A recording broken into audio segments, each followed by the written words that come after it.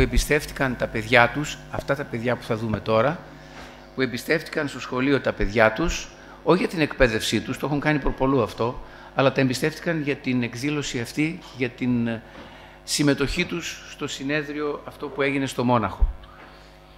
Για όσους δεν γνωρίζουν, θα κάνω ένα μικρό πρόλογο, δεν θα σπαταλήσω πολύ χρόνο. Αυτά είναι τα Ευρωπαϊκά Μαθητικά Συνέδρια, ήταν το 9ο μαθητικό συνέδριο αυτό. Εμείς συμμετέχουμε από το 4ο ανελιπώς σε διάφορες πόλεις της Ευρώπης. Κάποτε ονομάζονταν Μεσογειακό Συνέδριο και γίνονταν κάθε χρόνο σε διαφορετική πόλη της Μεσογείου. Αλλά ξεκινήσαμε από την Νάπολη, πήγαμε στο Βελιγράδι, πήγαμε στη Βενετία, πήγαμε στο Παρίσι, πήγαμε στη Βερόνα, φέτος πήγαμε στο Μόναχο. Επειδή η παρουσία μας είναι αρκετά έως πολύ σοβαρή σε αυτά τα συνέδρια, δεν είναι απλώς θα πάμε και θα παρουσιάσουμε ένα PowerPoint ή θα πούμε ένα καλημέρα σας, καλησπέρα σας και αυτό ήταν όλο και τις υπόλοιπες 3 μέρες θα κάνουμε εκδρομή, γιατί αυτό κάνουν τα περισσότερα σχολεία, σχεδόν όλα. Εμείς πηγαίνουμε δουλεύοντας και παρουσιάζοντας πραγματικά, τιμώντας πραγματικά το ότι μας εκτιμούν και μας προσκαλούν σε αυτά τα συνέδρια, παρουσιάζοντας δρόμενα σαν και αυτό που θα δούμε σήμερα. Αν θα μπείτε στο YouTube τα προηγούμενα χρόνια θα δείτε και όλα τα υπόλοιπα δρόμενα που παρουσιάσαμε με μαθητές πρώτης Δευτέρας Λυκείου, που παρουσιάσαμε στις υπόλοιπες πόλεις που σας έχω πει. Ο πρόεδρος του Ελληνικού Ιδρύματος Πολιτισμού, ο κύριος Κούκης, από χρόνια τρέφει την εκτίμησή του στο σχολείο μας και πάντοτε με ειδική πρόσκληση μας προσκαλεί. Το αποκορύφωμα ήταν ότι αυτό το δρόμενο που παρουσιάσαμε στο Βελιγράδι πριν από προ-COVID, όταν κάνανε τα εγγένεια της Διεθνούς Έκθεσης Βιβλίου στη Θεσσαλονίκη, όπου παρέστηκε η πρόεδρος της Δημοκρατίας, μας πήρε τηλέφωνο και μας λέει, ήταν και τότε που κλείναμε την επέτειο της εξέγερσης του 1821, τα 200 χρόνια. Λοιπόν, άρα ήταν το 2021. Και μας είπε ότι θέλω αυτό που παρουσιάσετε στο Βελιγράδι για το λέω, θέλω οπωσδήποτε να το ξαναπαρουσιάσετε εκεί, στα εγγένεια της έκθεσης βιβλίου, που ήταν και η Σακελαροπούλου. Τα παιδιά είχαν φύγει, ήταν κάποιοι φοιτητές και θα έπρεπε να δούμε πώς θα το στήσουμε, να το ξαναπαρουσιάσουμε.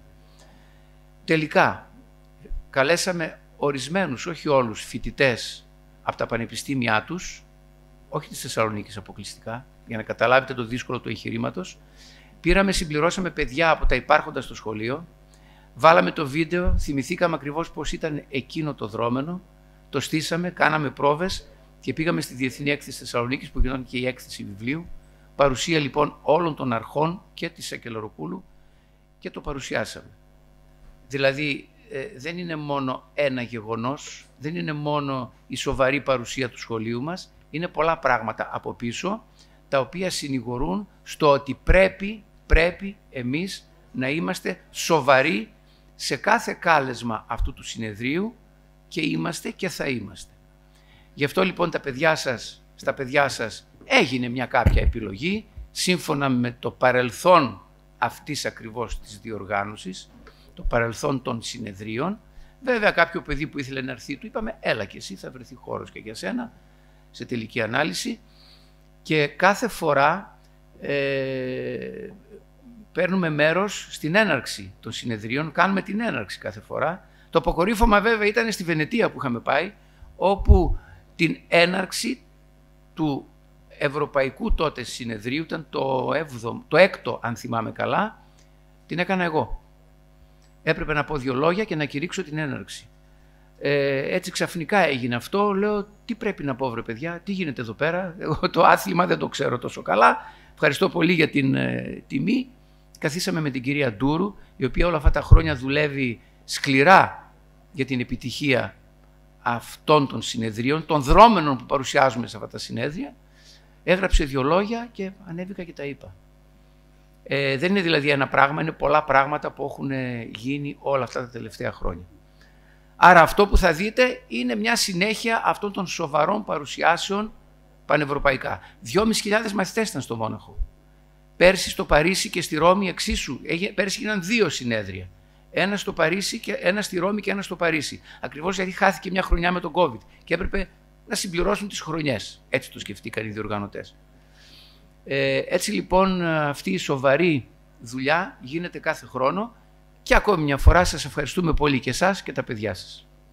Αυτά. Τώρα έχετε μια πλήρη γνώση των πραγμάτων. Και τα παιδιά με απόλυτη σοβαρότητα, ξέροντας ακριβώς τι πάμε να κάνουμε και πού πάμε, είναι άψογα στις υποχρεώσεις τους. Ευχαριστώ πολύ.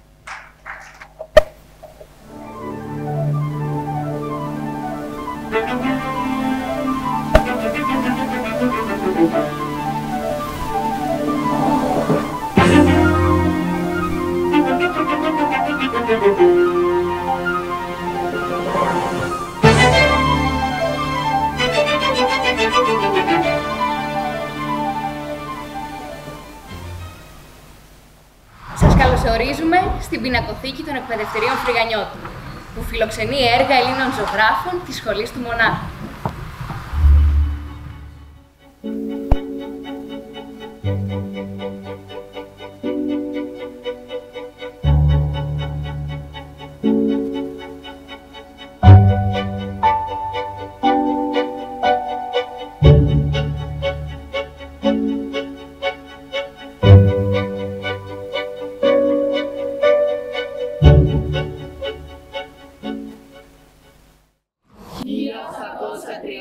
Αναγνωρίζεται η Ελλάδα ως ανεξάρτητο κράτος. 1833. Ο Βαβαρός πρίγκιπας Όθωνας, ως συνεχιστής της φιλελληνικής πολιτικής του πατέρα του, ο οποίος είχε υποστηρίξει τον αγώνα σε υλικό και ηθικό επίπεδο, εκλέγεται ως πρώτος βασιλέας της Ελλάδος. Ο Όθωνας ένωσε τους Έλληνες, πρόβαλε την κοινή ταυτότητά τους και επένδυσε στον κόσμο των γραμμάτων και των τεχνών. Αυτό είχε ως επακόλουθο η Αθήνα να αποτελέσει ένα ισχυρό κέντρο του κράτους, ικανό να καλλιεργήσει κάθε καλλιτεχνική κίνηση. Η Οθωνική περίοδος δίνει την ευκαιρία σε νέους Έλληνες, αποφύτους του Σχολείου των Τεχνών, να σπουδάσουν στην Ακαδημία Καλών Τεχνών του Μονάχου, δίπλα σε έμπειρους δασκάλους και να έρθουν σε επαφή με νέα καλλιτεχνικά κινήματα και ρεύματα. Οι καλλιτέχνες αφιείς θα ενεργούν τις καλλιτεχνικές λύσεις που έρχουν εκεί. 1836.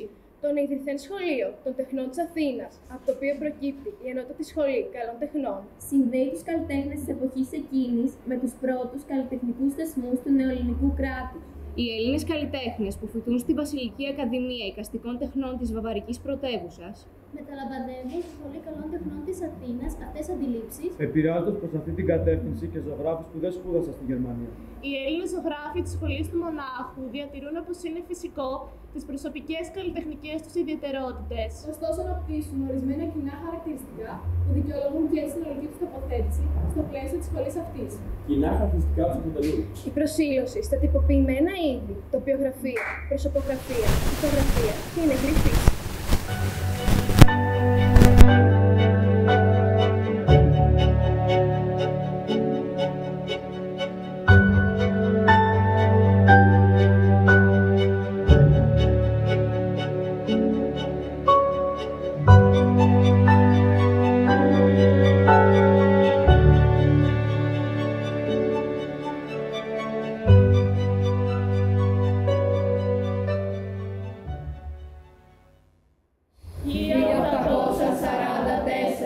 Αποτελεί μια συμβατική χρονολογία εκκίνησης της Σχολής του Μονάχου. Εδώ συναντάμε στο μαθητολόγιο της Ακαδημίας το όνομα του Θεόδωρου Βριζάκη 1814-1878, όπου είναι ο πρώτος Έλληνας που γράφτηκε στην Ακαδημία του Μονάχου. Ο Θεόδωρος Βριζάκης, εισηγητής της Σχολής του Μονάχου, ασχολείται συστηματικά με την απεικόνιση σκηνών, του απελευθερωτικού αγώνα, επώνυμων ή ανώνυμων πρωταγωνιστών. Η θεματογραφία του είναι ιδιαίτερα δημοφιλής και τα έργα του καθιερώνονται στη συνείδηση του κοινού ως αυθεντικές αναπαραστάσεις της νεότερης ελληνικής ιστορίας. Η δυτικότερη οπτική του Βριζάκη κάνει τους πίνακες του να γνωρίσουν την επιτυχία στην Ευρώπη μέσω λιθογραφικών αναπαραγωγών.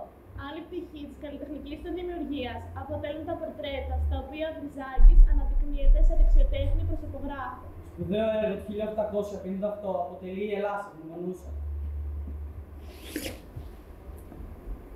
Απεικονίζει την Ελλάδα με τη μορφή νέας στεφανωμένης γυναίκας, ενδεδειμένης αρχαιοπρεπώς, εν μέσω αγωνιστών της Επανάστασης του 1821, να έχει σπάσει τις αλυσίδες της σκλαβιάς από τα πόδια της. Είδα τη νίκη τη μεγάλη, τη νίκη την παντοτινή, την είδε εμπρός μου να προβάλλει, με φορεσιά ολοφωτεινή.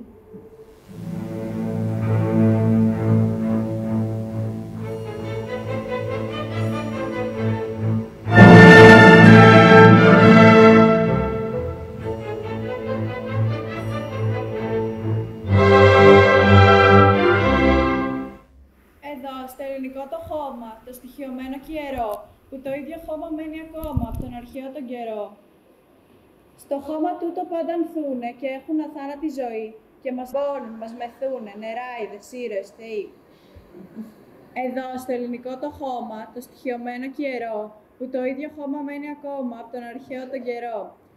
Ω Ελλάς, ω πατρίς μου, ελπίδων γλυκητά τον νίκη, σε βλέπω ακόμα ζώσαν και μαχωμένοι.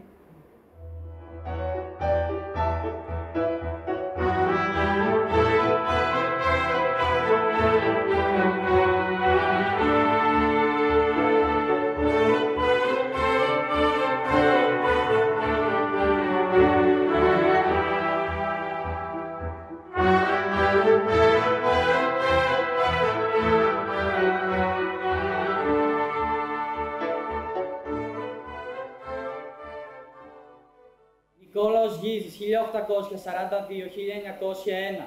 Ζει το μεγαλύτερο μέρος της ζωής του στην πρωτεύουσα της Βαβαρίας, όπου καθίσταται μόνιμα σε ηλικία 23 ετών, όταν ξεκινά τις σπουδές του στην Ακαδημία του Μονάχου και το 1888 γίνεται Βαβαρός υπήκοος.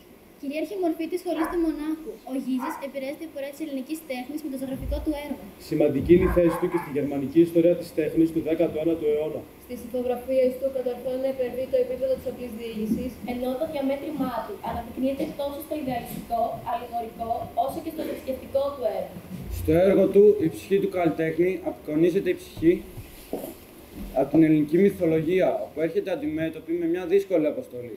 Να κατέβει στον κάτω κόσμο και να γυρίσει φαίνοντας βάλσαμο μέσα στο μικρό κουτάκι της. Η ψυχή, κάθε σκεπτική, προσιλωμένη στο μόνο έχρωμο αντικείμενο του πίνακα, παραπέμποντας στο θεατή, όχι μόνο στο έργο της επίτευξης της αποστολής, αλλά και στο ευτυχές αποτέλεσμα της προσφοράς του βαλσάμου της ψυχής για την ανθρωπότητα.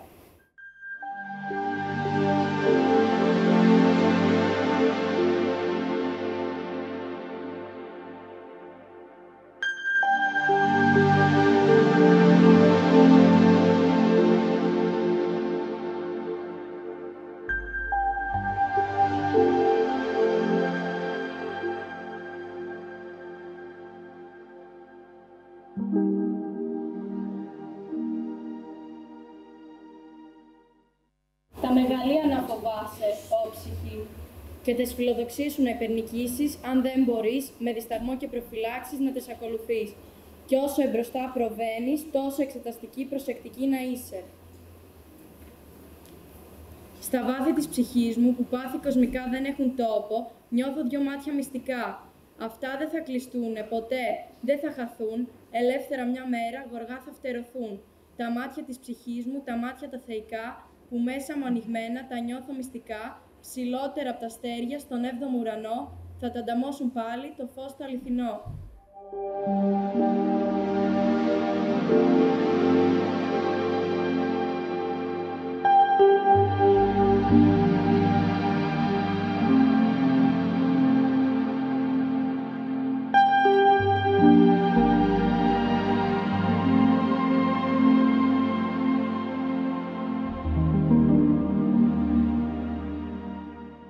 Νικηφόρος Λίτρας, 1832-1904.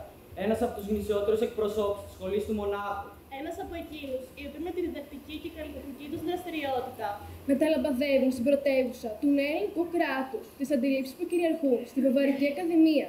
Το σημαντικότερο μέρος του έργου του αποτελούν οι ηθογραφικές παραστάσεις, τις οποίες και ουσιαστικά εισαγάγει στην ελληνική ζωγραφική. Περιλαμβάνουν σκηνές από την ελληνική επαρχία, τον αστικό χώρο, την ελληνική οικογένεια, τον κόσμο του παιδιού, αλλά και θέματα από τις χώρες της Ανατολής. Στον τομέα της προσωπογραφίας, διεισδύει ψυχολογικά στην προσωπικότητα του εικονιζόμενου. Ο κατεξοχήν προσωπογράφος της αθηναϊκής κοινωνίας προσέφερε πολλά με τη διδακτική του στο Σχολείο των Τεχνών. Ο πίνακας αυτός σηματοδοτεί βαθιά σε αισθήματα και σκέψεις. Αποτυπώνει ό,τι ο κάθε αποδέκτης έχει ανάγκη να βρει και εξαγέρει την κριτική στιγμή. Η στιγμή φαίνεται πως είναι λίγη. Στιγμή σταγόνα στον αιώνα του καιρού που πρέπει να την προλάβει πριν χαθεί. Όλα υποβάλλουν την αίσθηση μιας αόρατης παρουσίας.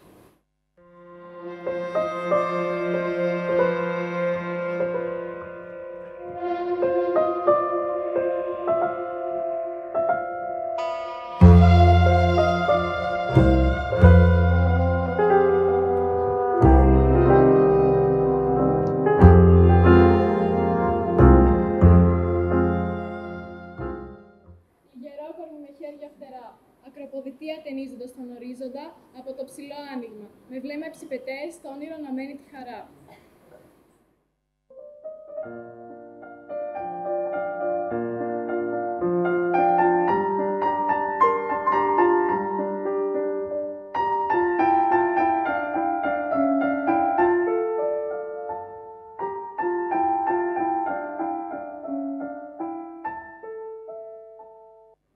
Φαντάζει σαν τον ήλιο σου κι εσύ, καλή πατρίδα, και μάγια σαν τα μάγια σου στον κόσμο αλλού δεν είδα.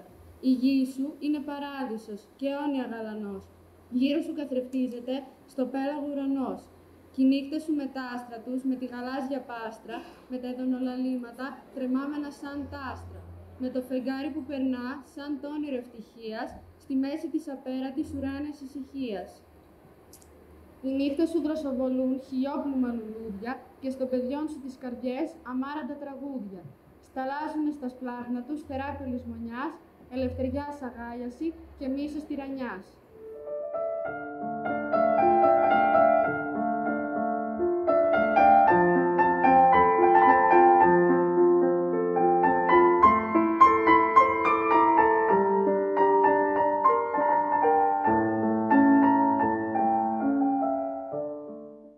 Νικηφόρος Λίτρας, 1853-1932, εξέχων εκπρόσωπος της σχολής του Μονάχου. Η συνεισφορά του σε αυτό το πλαίσιο είναι διπλή. Από τη μία, καθιερώνεται ως καθιστορική ζωγράφος θεμάτων πρωταγωνιστές μικρά παιδιά. Και από την άλλη, εισαγάγει στην ελληνική ζωγραφική ρεαλιστικές και χρωματικές καινοτομίες, που ουσιαστικά υπερβαίνουν τα όρια της διδασκαλίας της Βαβαρικής Ακαδημίας. Στη θεματογραφία των έργων του συγκαταλέγονται μυθολογικές και ηθογραφικές σκηνές, προσωπογραφίες, τοπία και νεκρές φύσεις. Μετά την επάνωδο του στην Ελλάδα, στρέφεται κυρίως στην εκτέλεση επίσημων πορτρέτων, νεκρών φύσεων και ανθογραφιών.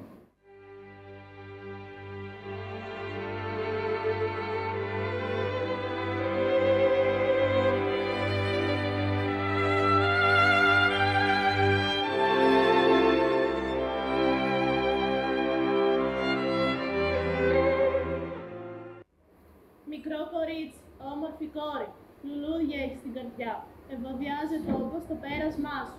Ανθίζει μαζί σου η τριανταφυλιά.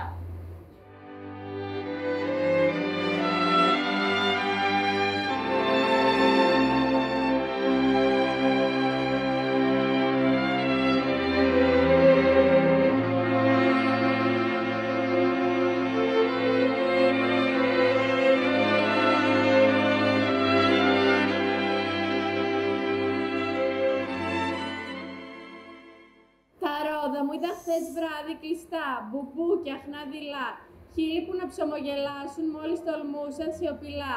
Σήμερα πρωί ξημερωθήκαν ολάνυχτα, άλικα πλατιά και μόνο τους το δροσονέρι σαν τα νέτρεφη φωτιά.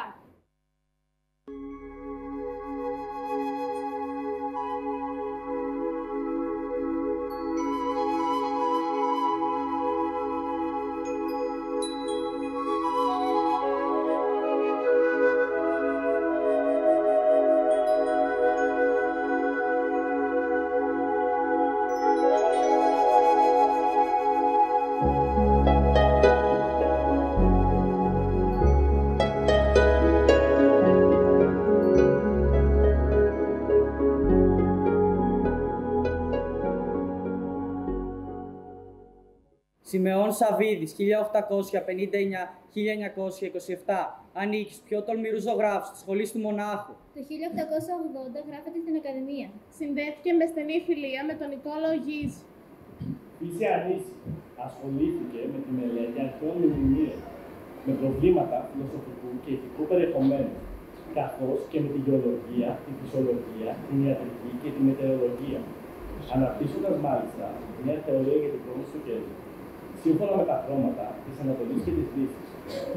Αυτό όμως που τον απασχολεί περισσότερο σε όλη τη διάρκεια της ζωής του είναι η μελέτη του χρώματος και η διατύπωση μιας θεωρίας για τα θερμά, τα ψυχρά και τα συμπληρωματικά χρώματα.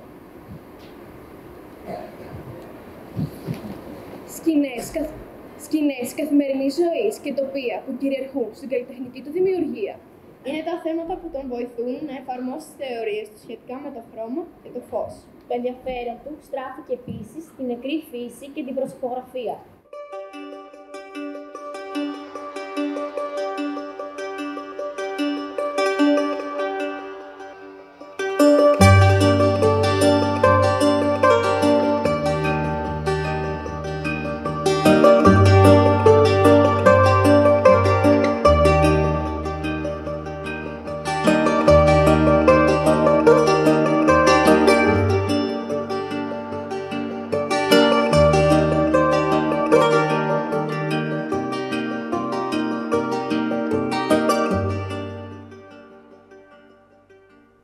Ήταν τα άνθια μετρητά, τα κρίνα ήταν λίγα και να θερήσω ορέχτηκα τον κρινοθησαυρό.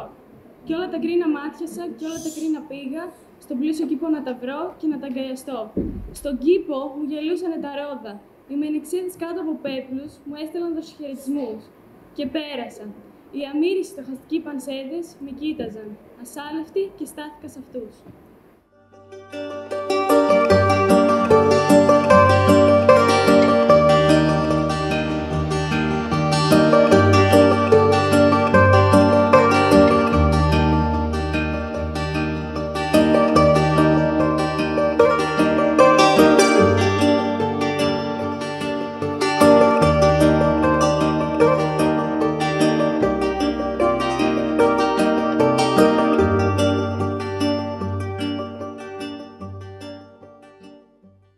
Κωνσταντίνος Βολανάκης, 1837-1907.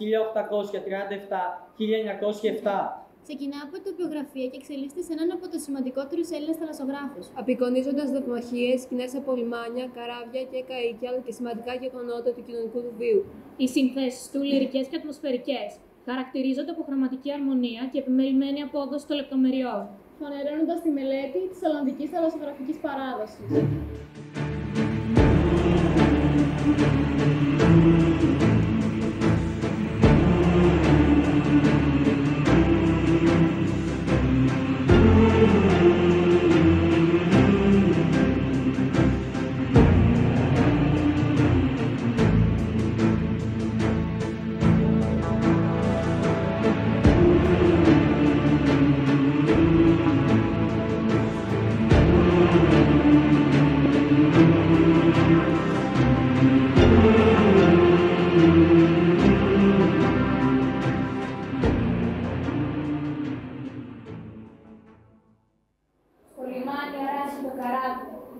Μέσα στο λικόφωτο του λάμπη, στα ίσια κατάρτια, τα στριχνά από το μισό φως, μέσα στο μυθικό τοπίο με τα πλοία, που ρυθμίζονται στο απείο την αγκάλια, μέσα στο βράδυ, το φλογάτα από ευτυχία σταθερό.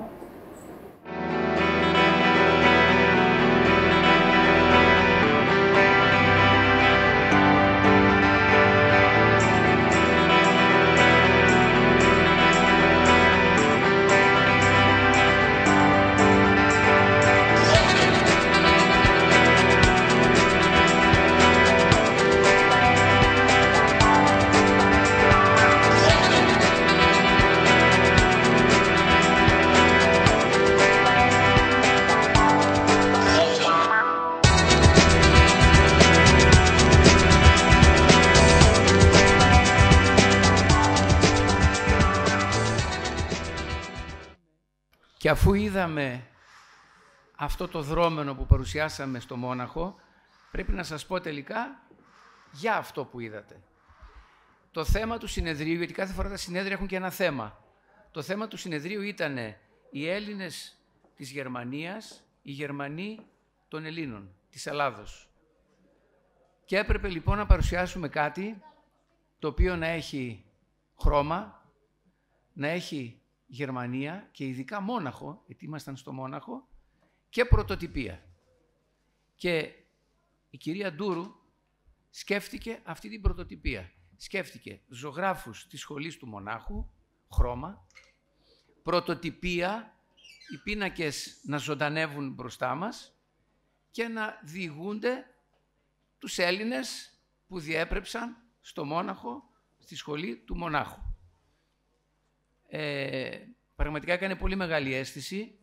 Εκείνος ο πίνακας, ο τελευταίος δεξιά, υπάρχει στην πινακοθήκη του Μονάχου και θυμάμαι που σηκωνόντουσαν και το βγάζαν φωτογραφία και αρκετοί μας έδιναν συγχαρητήρια με βρεγμένα μάτια. Συγχαρητήρια λοιπόν και πάλι. Να δώσουμε ιδιαίτερα συγχαρητήρια στην κυρία Χατζιαλεξίου Βιβή για τα μουσικά κομμάτια που επέλεξε. Μην ξεχνάμε ότι πρωτοτυπία, χρώμα και μουσική κερδίζουν το 80% οποιοδήποτε θεάματος. Σας ευχαριστούμε και πάλι. Να είστε καλά. Του χρόνου στο επόμενο συνέδριο. Δεν μας έχουν πει ακόμα ούτε που θα γίνει, ούτε το θέμα του. Ευχαριστούμε πολύ.